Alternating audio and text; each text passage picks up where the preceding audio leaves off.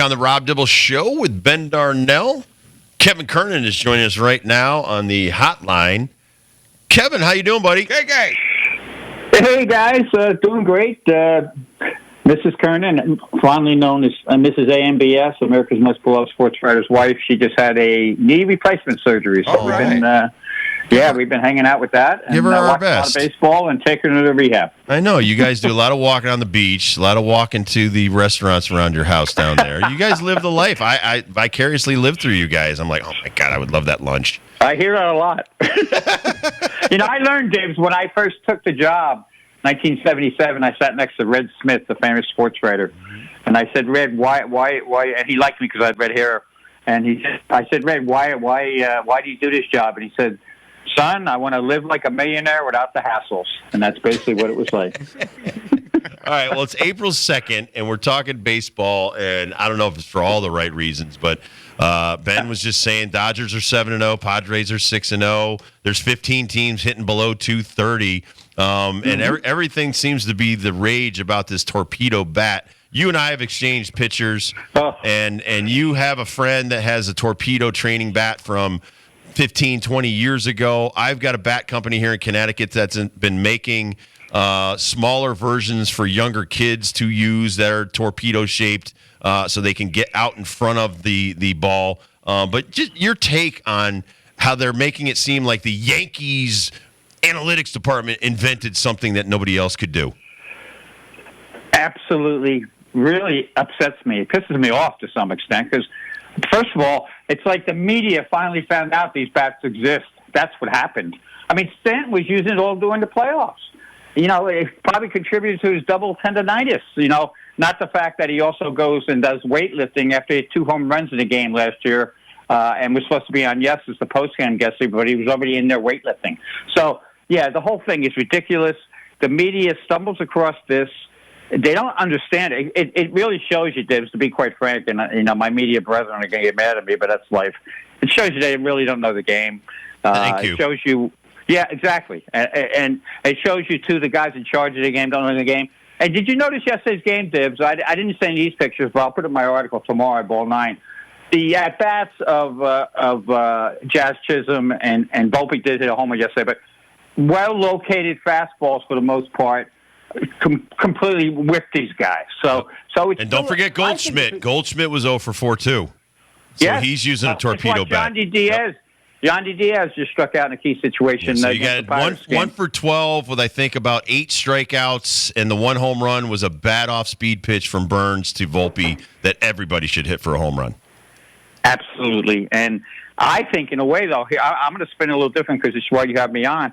I think it's a great thing to happen for pitchers because I think there's so much talk about it now. I think pitchers are going to get back to how you guys were, where, hey, location matters. It's not just about throwing the ball against the fence or against the screen and getting a certain miles per hour. I need to focus on my location. I see that big ass bat there. I'm going to have to do something with that. So in a way, it's actually I see it as it's going to take if the pitchers are smart. It's going to take them back to more baseball things. And it's going to give the pitching coach, Brent Strom maybe in Pittsburgh, guys like that to know what they're doing. It's going to give them more ammunition to tell these young studs it's not just about spin and process and velo. It's about location.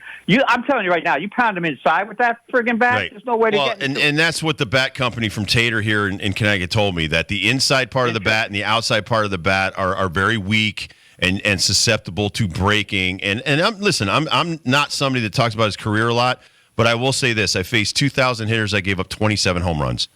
I prided my game on breaking bats and hitting it, getting you to hit it off the end of the bat to my shortstop and second base. That was my brain. That's the way it worked. I could see a ground ball for a 95 fastball away from a righty, hit to Barry Larkin, my Hall of Fame shortstop, and we get an out right there. You're demeaning the work of the pitchers, the extra hard work of these hitters. That's why I brought in all these Hall of Fame bats. They're very similar. You know, from Hank Aaron to Kirby Puckett to Barry Larkin, I have them in the studio with me right now because these were the greatest players I played with or against or idolized like Hank Aaron. Don't diminish what they did by saying you've reinvented a bat for a half dozen guys and the hundreds of thousands of hours these other amazing players have put in. That's what pisses me off, because my job was to get them out, and it was never easy. I played 13 years professionally. There was not one at bat that was an easy out. And so to make it seem like we'll put a bat in somebody's hands and they'll crush Rob Dibble or somebody like me, kiss my butt. It's not that simple, and it's not simple to hit a baseball. Just ask Michael Jordan. And you just described baseball, really. If you listen to that whole answer you gave, everything from the ground ball, that's baseball. That's that's why you and I and Ben get upset with things, because we know what baseball is. Right. These guys don't know what baseball is, and the guys in charge don't know what baseball is. And they create these little, you know what, bring back spider attack, too, while I'm at it. You know what? That's what I say for the pitchers. You know what? If you want to make it all about that. Well, did you see Roki Sasaki crying? He needs it. He needs it. He needs it. Yeah. Like, I can't use it. He's beside himself. But And that's the a whole ball's other. different. The ball's different. Yep. It's the major league, kid. Welcome to Yeah, the major they don't league. give you seams on the ball, kid. Learn to deal with it. Kevin Kernan, ball9.com. A lot of this stuff's illustrated in one of your pieces from March. Trouble with the nerds, especially if you're a Red Sox fan or a Jim Rice fan. You should take that one in. When are the Dodgers going to lose, KK? That's a great question. I think they got depth. They got some baseball wisdom. They just They'll got eventually Ruiz, lose. too, the other day. Just got the best base stealer in the game. And again, they take some of the analytical stuff, but they have baseball players. It's really that simple, and they load up depth. And I think I told you last time on the show, they have two pitching staffs basically. Yeah. They can afford it. They brought that raised bullpen model to the Dodgers. Yeah, and I'll tell you what this first week has told me, too. You talk about the 7-0 teams. 0-6 Braves. You know what that tells me? That tells me, because I had Braves as one of my playoff teams, but with everything that's gone out with them, we're going to look at 3 teams from the NL West making the postseason now. So obviously Dodgers, if they, win that division, Padres and Diamondbacks. So it's, I love watching the Dodgers. I love watching good baseball. The Yankees, I think I still see many of the same problems with the Yankees. I think it's and you know what I really feel sorry for? I feel sorry for the guy who's got his kid in travel ball, who has to go out now and buy a $400 bat, and his kid will still hit 174. I told you, Dibs. Yep, this I know. is going to happen all over the country. By the way, Volpe's hitting 188 with 3 home runs, but he's got 3 home runs. Dibble, shut the hell up. He's got 3 home runs. Okay. I have to ask you one question, though, Dibs. I thought of it when you were giving a great answer. I'm not saying Volpe because he's a great kid, but no, they're all great guys. That's not my point. Yeah. Yeah, but the little shortstop gets up there with the Volpe bat, and somehow you make a mistake. He hits a home run off you. What do you do next at bat? I'd hit somebody else in the lineup. I'm an a-hole. I'm like, I make somebody else pay for that guy's. That's the way the message gets sent. But I'm old school. And I asked the question for a reason, because I also firmly believe the pitchers with balls. Yeah, I didn't mind the guys. Pitch inside. They're going to pitch inside now. Yeah. Pitch inside.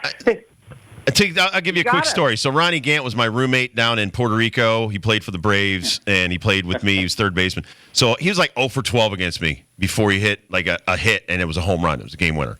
He jumped 10 feet off first base, like coming around first base. The next day, just to mess with him, I said, I saw you celebrate.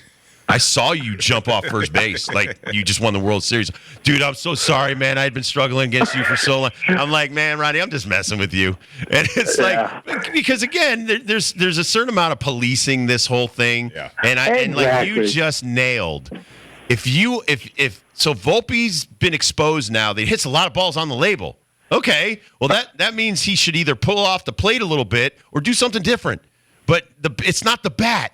And so, but you're now telling everybody that this guy did this, all of this. So now the pitchers are all like, okay, now I can expose that weakness more. It's the same thing with Jazz Chisholm. It wakes them up. Yeah, 0 for 4 with 4 strikeouts. Exactly. Yep. So, and I did look at your stance. Like Ben was marveling at how small Sammy Sosa's bat is. It's a 32 length.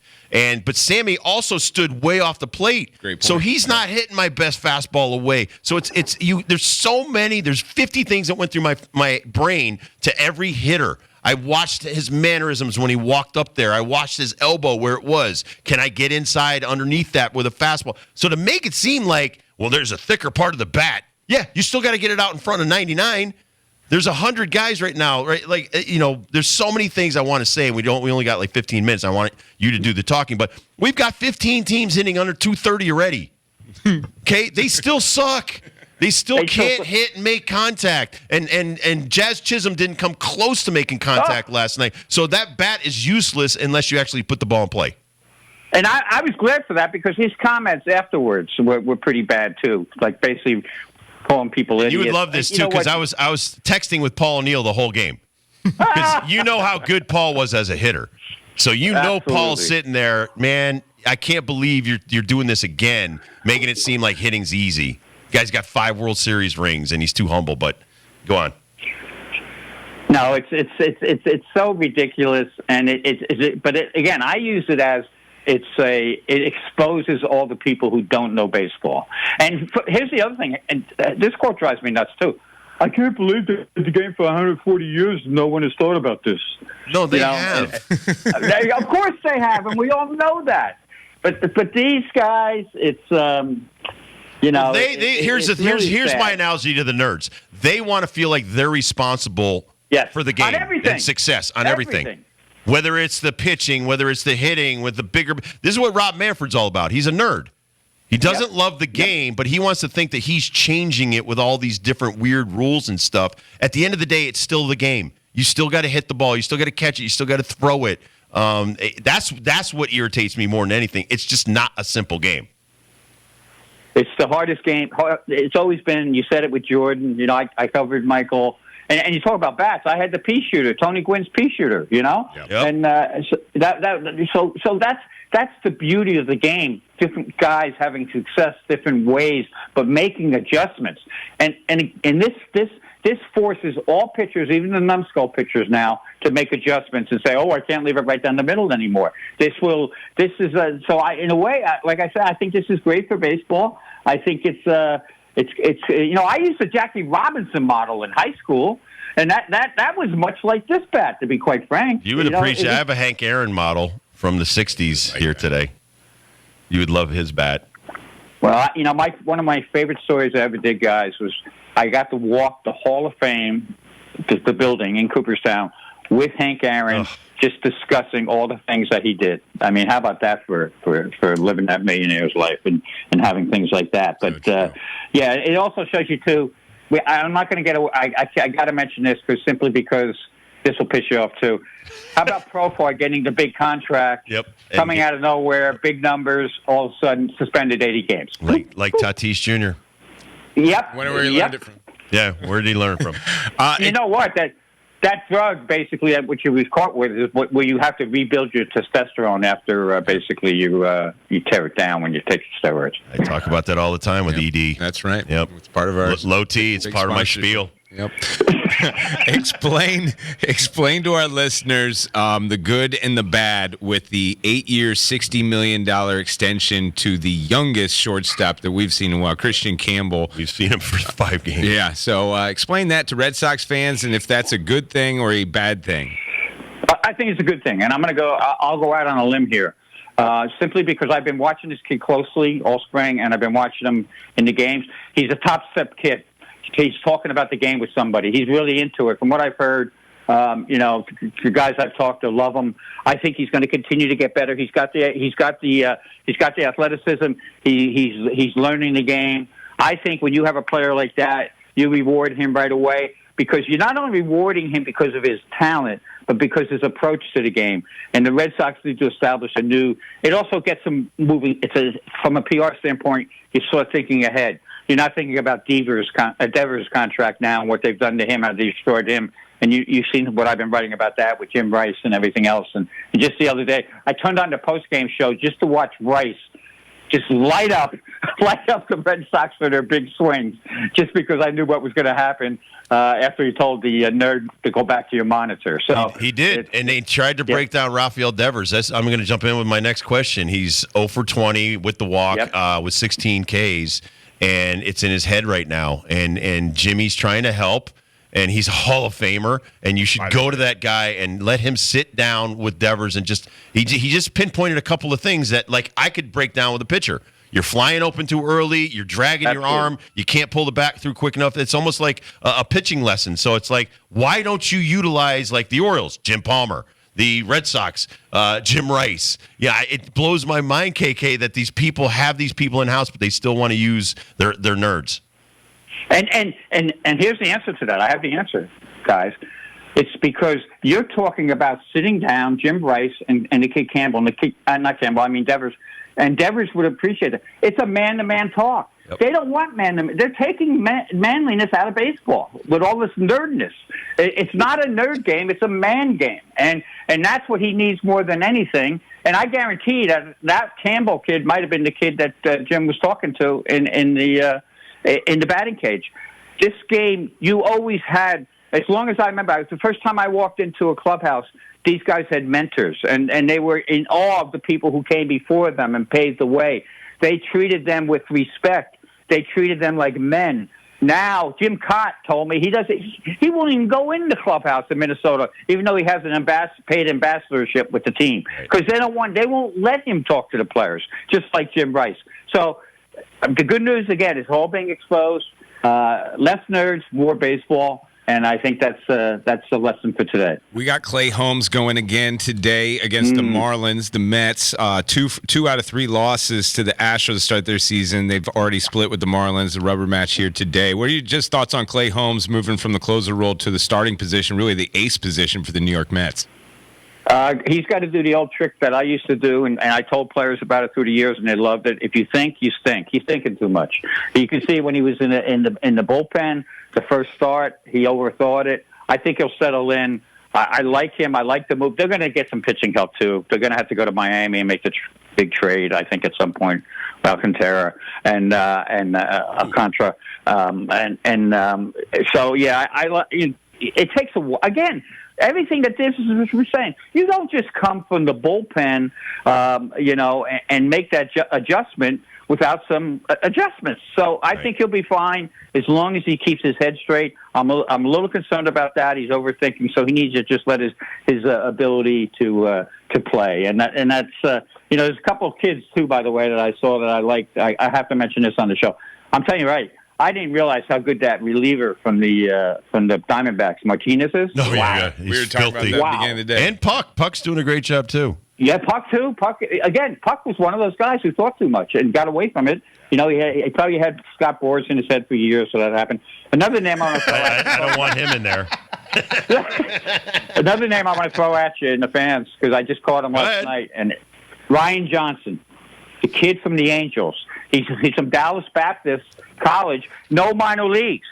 Yeah, I heard that. He right to the big leagues. Right out of college. You know what he does, Dibs? He's got an over-the-top as a reliever, but he's very short to the plate. And, Dom Cheedy, remember Cheedy, longtime pitching coach and bullpen coach and stuff? He's now become the Angels director of pitching. And again, awesome. It's the Angels, so there's issues. But they had no Tommy John surgeries in their minor leagues last year. He's the director of minor league pitching. And one last thing on the nerds, too, I got to get in before I forget. When you were ranting there, I heard from a Florida State manager this week. Now he's being directed on all his lineups, and if he has any suggestions, he has to basically type up a matrix and send it to him days ahead of time. They're even controlling Florida State games when kids don't even know what the hell they're doing. Oh my God, it's like Tom Cruise and Maverick. He's got to ask for their permission. You're the best. I'm going to use that "thank you stink" because I've been using "keep it simple, stupid" for too many years. Yeah, and my that's kids, great for the kids. I know that's the kids, and they love it. They love it. You're the best. Love you, man. Thank you, KK. Take care. See you, love you KK. guys. Take care. Yep. Bye bye. You are the best. First dibs question of the day coming up next. 91 southbound, slowing